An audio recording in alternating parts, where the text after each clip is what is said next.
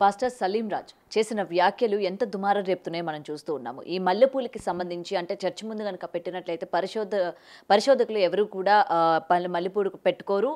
అదే మీరు దేవాలయాల దగ్గర కానీ లేకపోతే వేరే చోట్ల పెట్టినట్లయితే పెట్టుకుంటూ వెళ్తూ ఉంటారు అని చెప్పి ముఖ్యంగా ఆడవాళ్ళని ఉద్దేశించి చేసిన కమెంట్స్ ఏవైతే ఉన్నాయో చాలా దుమారం రేపుతున్నాయి. అసలు ఇలాంటి కమెంట్స్ చేయడానికి ఏం రైట్స్ ఉన్నాయి? ముఖ్యంగా ఇటు హిందువుల్ని ఈ విధంగా కించపరచడం అన్నది ఎంతవరకు కరెక్ట్ అని చెప్పి ఈరోజు అటు హిందూ సంఘాలు కావచ్చు ప్రతి ఒక్కరు తీవ్రంగా మండిపడుతున్న పరిస్థితి కనిపిస్తోంది. ఇదే అంశంపైన మాట్లాడితే ఇవాళ మనతో పాటు సోషల్ యాక్టివిస్ట్ మనోజ్ నామాల గారు ఉన్నారు. మ్యామ్ నమస్తే. సో ఆల్రెడీ పాస్టర్ సలీం గారు చేసిన వ్యాఖ్యలు ఏవైతే ఉన్నారో మీరు కూడా వినే ఉంటారు. ముఖ్యంగా ఈ మల్లెపూలు అలాగే ఆడవాళ్ళకి సంబంధించి చేసిన ఈ కామెంట్స్ ఎందుకు ఇంతలాగా రియాక్ట్ అయ్యారంటే ముత్తైదువులు అంటే మొత్తం పసుపు కుంకుమ చీర సారే పువ్వుల్ని కూడా ఎంతో పవిత్రంగా చూసే ఆడవాళ్ళకి ఈ విధంగా మాట్లాడడం అనేది కరెక్ట్ కాదు అని చెప్పి వాళ్ళు చాలామంది లేడీస్ బయటకు వచ్చి మాట్లాడుతున్న పరిస్థితి కనిపిస్తుంది. సో ఆయన చేసిన వ్యాఖ్యల్ని మీరు ఎంతవరకు సమర్థిస్తారు? దీన్ని మనం ఎలా చూడొచ్చు అంటారు? గౌతమి మాట్లాడిన ఆయన షాలేం రాజు గారు చాలా మంచి పాస్టర్ గారు అని చెప్పాలి. మంచి వాక్యం చెప్తారు. చాలా ఆత్మీయంగా ఉంటుంది ఆయన వాక్యం. ఎందుకంటే మీకెలా తెలుసు మేడం అంటే ఎవరికైనా మతాలు ఏది అనేది నేను చూడను. నాకు వాక్యం అంటే ఇష్టము. నేను అప్పుడప్పుడు చర్చికి కూడా వెళ్తూ ఉంటాను. సో పాస్టర్ గారి వాక్యం చాలా బాగుంటుంది. మనం ఇప్పుడు యూట్యూబ్ ఓపెన్ చేయగానే కొన్ని ఆయన మెసేజెస్ వస్తూ ఉంటాయి. అది యాక్చువల్గా ఆయన మాట్లాడేటప్పుడు ఎవరో ఇంతకుముందు ఒక ఎగ్జాంపుల్ చెప్తూ అంతకుముందు ఎవరో అన్న దాన్ని ఆయన రిపీట్ చేశారు. ఒకసారి ఒక పాస్టర్ గారు అని అలా చెప్తూ అన్నారు. కానీ యాక్చువల్గా పూలు పండ్లు ఇలాంటివి చాలా పవిత్రమైనటువంటి అంశాలు.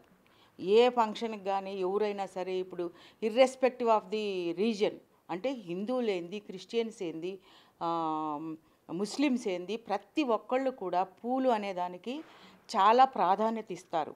ఎక్కడ బైబిల్లో పూలు పెట్టుకోకూడదని అలా ఏమీ లేదు నాకు తెలిసినంత వరకు. పూలు పెట్టుకోకూడదు అట్లా లేదు. ఎందుకంటే ఇప్పుడు కూడా క్రిస్టియన్స్ మ్యారేజ్ చేసుకున్నారంటే ఆ డెకరేషనే పూలతో ఉంటుంది.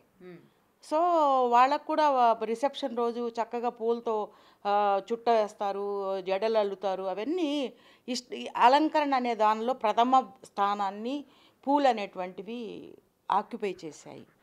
కానీ ఇప్పుడు ఆ మాట ఆయన అనడం వల్ల ఏమైందంటే పూలు నా చర్చికి వచ్చేవాళ్ళు పరిశుద్ధులు ఈ పూలు పెట్టుకోరు. ఇంకొక మాట వాడారు బజారు వాళ్ళలాగానే. సో ఆ మాట వాడడం అనేది ఖచ్చితంగా తప్పే. ఎందుకంటే మిగిలిన వాళ్ళంతా పూలు పెట్టుకునే వాళ్ళంతా తప్పు వాళ్ళు అనేటువంటి భావన ఇక్కడ వస్తుంది. అలా కాకుండా నా చర్చికి వచ్చేవాళ్ళు పూలకు అంత ప్రాధాన్యత ఇవ్వరు, పూలు అంతగా ఇంట్రెస్ట్గా పెట్టుకోరు, వాళ్ళు దాని జోలికి పోరు, పెద్దగా ఆసక్తి లేదు వాళ్ళకి అని అంటే సరిపోయేది. కానీ ఇలా అన్నాడంటేనే కదా ఇప్పుడు ఇది పెద్ద ఒక ఉద్యమంలాగా బయట అందరూ చెప్పుకోవడము చెందటము జరుగుతుంది. సో ఏమంటే ఈ పూలు పెట్టుకోవడం అనేది ఫస్ట్ ఆఫ్ ఆల్ తప్పు కాదు. పూలు అనేటువంటివి చాలా ప్రాధాన్యత వహించేటువంటి అంశము. ఎక్కువగా హిందూ దేవుళ్ళు పూలుతోనే దేవుళ్ళని వాళ్ళు అలంకరణ చేస్తూ ఉంటారు. క్రిస్టియానిటీలో కూడా పెళ్ళిళ్ళప్పుడు పూలు వాడని వ్యక్తులు నాకు తెలిసినంతవరకు ఎవ్వరూ లేరు. నార్మల్గా క్రిస్టియన్స్ లేడీస్ కూడా పువ్వులు పెట్టుకుంటారా మేడం? చక్కగా పెట్టుకుంటారు.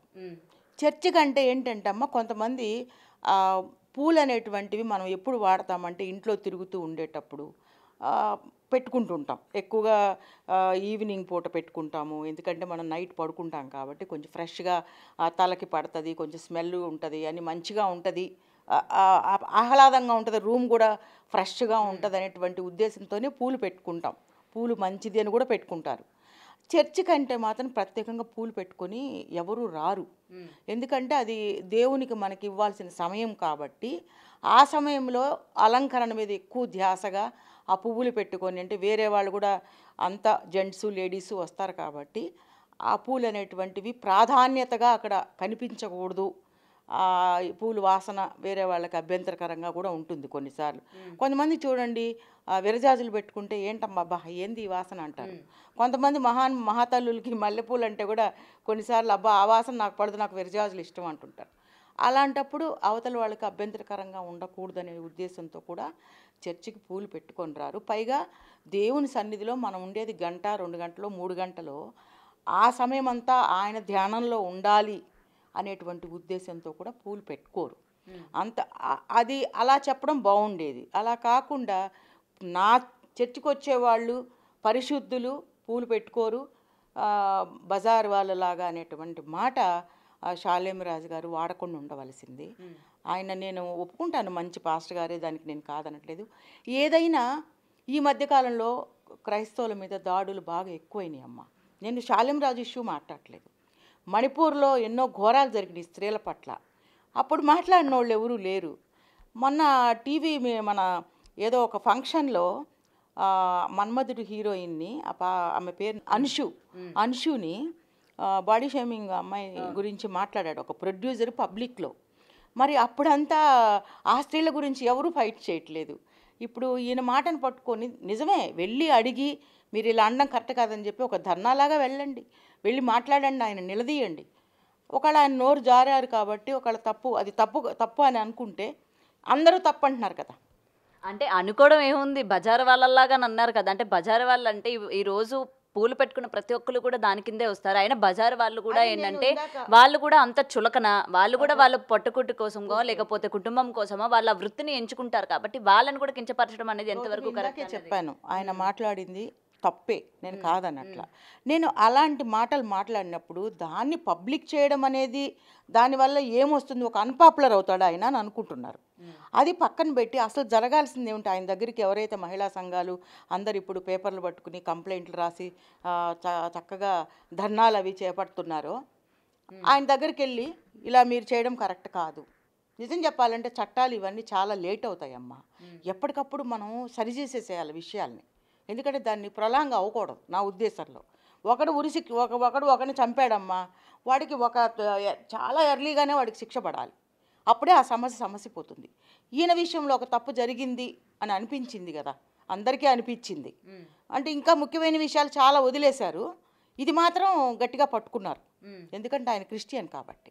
సరే తప్పు చేశాడు. అంటే ముఖ్యమైన విషయాలు అంటే ఉన్నాయి కదా, ఇందాక నేను చెప్పాను కదమ్మా, మణిపూర్లో క్రైస్తవుల్ని ఆడవాళ్ళని నానా చిత్రహింసలు పెట్టారు. ఎప్పుడన్నా పెద్దవాళ్ళు కుదిరితే అది కూడా చూడండి. మరి అది వాళ్ళు మాత్రం ఆడవాళ్ళు కాదా? హిందువులు ఒక్కటే ఆడవాళ్ళు కాదు కదా, క్రిస్టియన్లు కూడా దేవుణ్ణి నమ్ముకున్న వాళ్ళు కూడా వాళ్ళు కూడా స్త్రీలే. ఇటు హిందువులు కూడా దాడులకి గురవుతూ ఉన్నారు కదా మేడం. మరి హిందువుల కన్నా క్రైస్తవులు భయంకరమైన దాడులకు గురయ్యారు. అందులో ఆడవాళ్ళు చాలా భయంకరమైన దాడులకు గురయ్యారు. మరి వాళ్ళకి సపోర్ట్ చేసేవాళ్ళు లేరే. సరే ఇప్పుడు ఈ ఇష్యూలో తప్పు జరిగింది, షాలేం రాజు దగ్గరికి వెళ్ళి సార్ మీరు ఇలా మాట్లాడడం కరెక్ట్ కాదు, అందరి మనోభావాలు, నిజంగా నేను అంటున్నా అందరి మనోభావాలు దెబ్బతిన్నాయి ఆ మాట అనడం వల్ల. నా చర్చికి వచ్చే పరిశుద్ధులు కాబట్టి పూలు కొనలేదు, బజార్ల వాళ్ళలాగా అనేసాడు.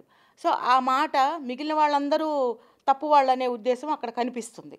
కాబట్టి ఎవరైతే బాగా అగ్రెసివ్గా రియాక్ట్ అవుతారో వాళ్ళందరూ వెళ్ళి షాలేం రాజు గారి దగ్గర వెళ్ళి క్షమాపణ చెప్పించుకోవాలి. ఎందుకంటే దీన్ని అలా మళ్ళీ ప్రొలాంగ్ చేసేసి నాకు అనిపిస్తుంది అనమాట, మళ్ళీ ఈయన కూడా మళ్ళీ పబ్లిక్లో డిబేట్లు పెట్టేసి ఈయన గురించి చర్చా వేదికలు స్టార్ట్ అయ్యి మళ్ళీ మేము ఇంకొక పాస్టర్ని పోగొట్టుకోవాలి అనే పరిస్థితి క్రైస్తవులకు రాకూడదు.